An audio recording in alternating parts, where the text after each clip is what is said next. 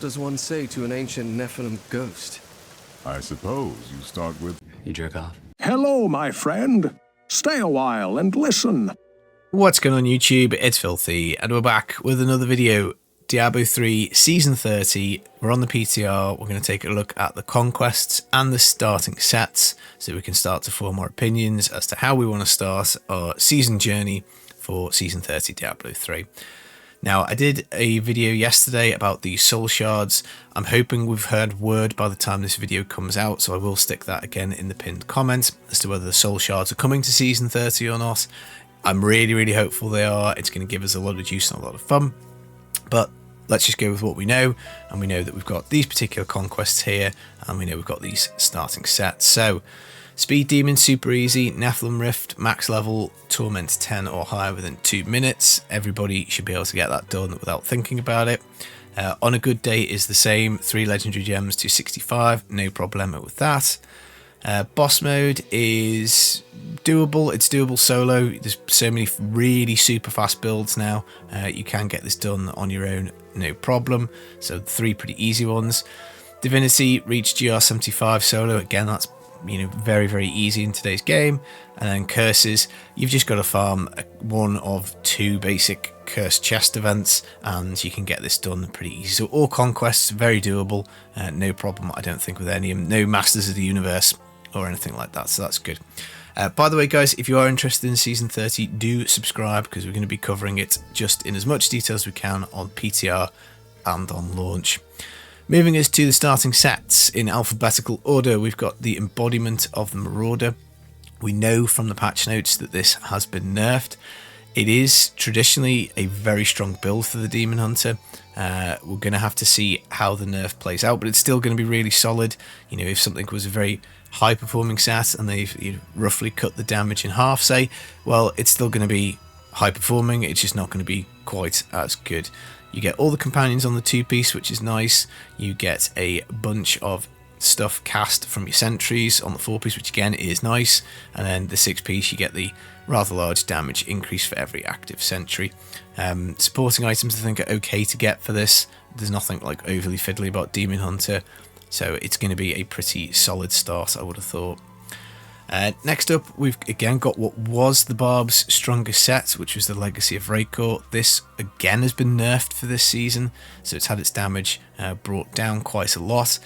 It revolves all around Furious Charge, so you get a refund on the 2-piece if you only hit one enemy. You get all the runes on the 4-piece and a little bit of damage. You also get extra Ancient Spear damage for depending on how much life you're missing. And then the 6-piece, you get the Raekor stacks, and then you detonate them for the extra damage. Supporting piece is pretty easy for this. I think you can get the spears no problem, and then you just got to roll up a few other things. It does require a cooldown. It does require resource cost reduction, I think, and stuff like that. So it's not like a complete super easy brainless out the box set, but it'll do you strong enough. And I still think even with the nerf, it's probably likely to be one of the top performing things, but we will see. Next up for the wizard, we've got the Delsire's Magnum Opus. This is like the slow time set. So when we hit with a bunch of these skills here, we also cast slow time. So they've made that automatic a few patches ago, which is nice. It won't trigger if something's already in a slow time bubble. You also reset the cooldown on teleport. So 2-piece interesting, can be kind of handy. 4-piece, 75% damage reduction while slow time's active, which of course can be all the time given the 2-piece, and a little bit of group benefit. Not amazing, but I guess we take it. The 6-piece, this is where we get the huge 20,000% damage to Arcane Orb, Energy Twister, and a bunch of other stuff. The Twister has been nerfed with supporting items, I think, but as a starting set, this is going to be fine. 20k. Big modifier, dead easy to use, lots of things you can build with it. So again, I'd say that's a pretty solid start once you get your 6-piece going. 2 and 4 pieces don't get me that excited, but the 6-piece is absolutely fine. For the Witch Doctor, we've got the Zunimassas, which again has been nerfed. I really think this is a bit of a mad nerf personally, because whilst this was a strong build, it's so squishy.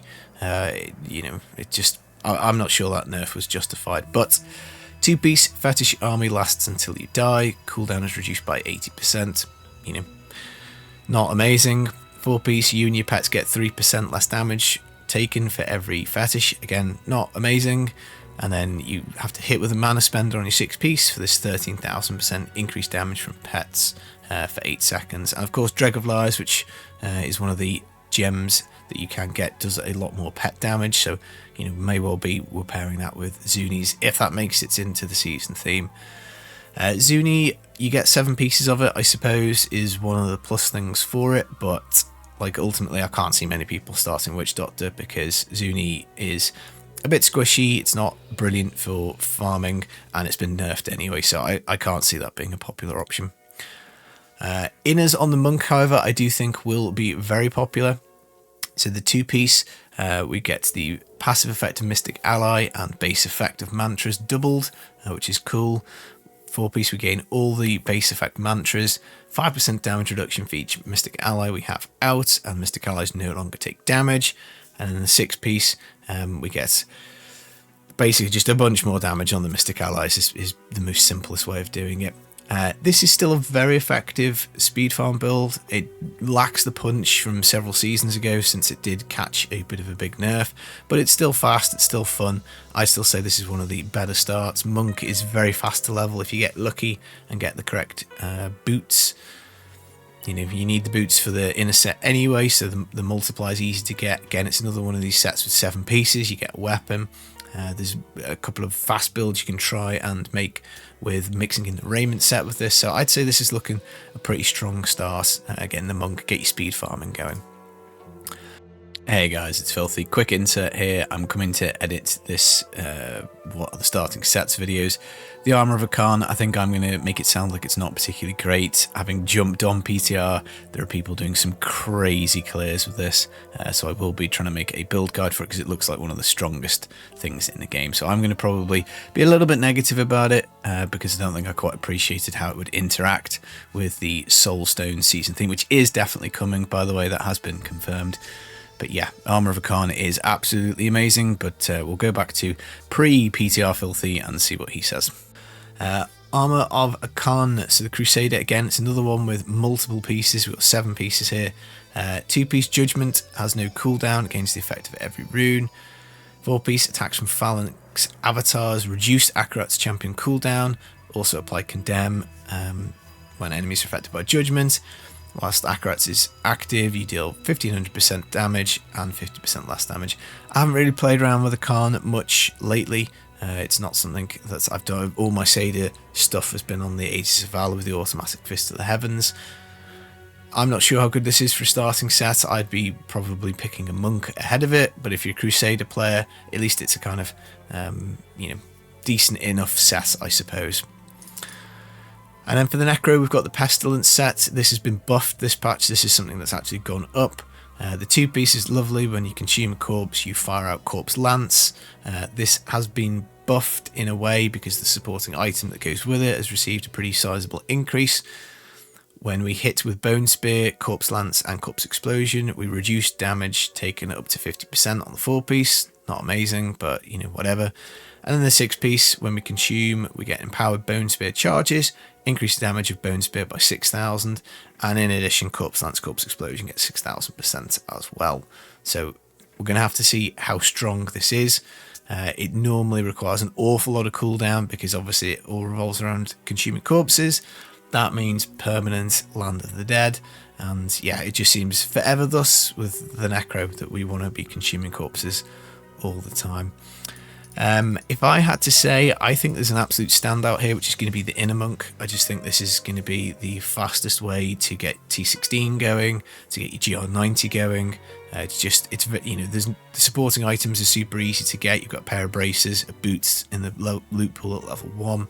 Doesn't really matter which weapons you take because you can get the sets up without having to take the two-handed Dabo. So I think that's going to be the best. After that, I don't think it makes much difference really. I think Maraurders is very solid.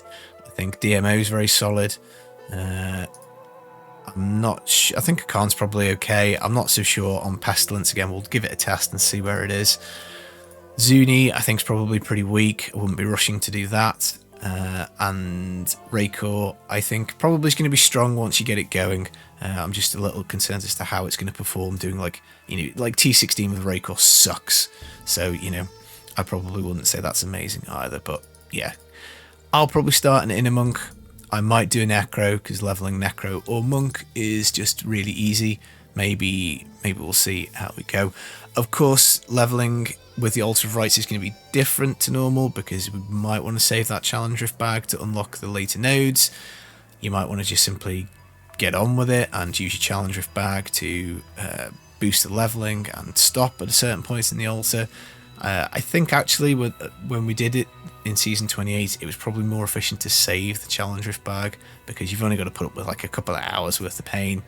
We know Visions of Enmity are coming back. They make it a little bit easier potentially to get legendary items whilst you're leveling, so maybe you get lucky and you get the Mystic Allied Boots, maybe you get lucky and get the Corpse Explosion Gloves on the Necro, so it might be that those two things are so much better.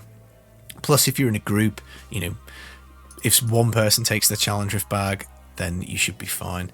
Because of course you can unlock in the second node of the altar the items have got no level requirements. You only need a flawless gem to do that. So leveling is going to be pretty crazy, I think, next season. But yeah, number one choice for me, I think, looks like Inner. But we're going to jump in and have a little bit of a test of everything now. I hope you enjoyed the video, guys. Likes brighten my day. I've been The Filthy Casual. Take it easy. Peace.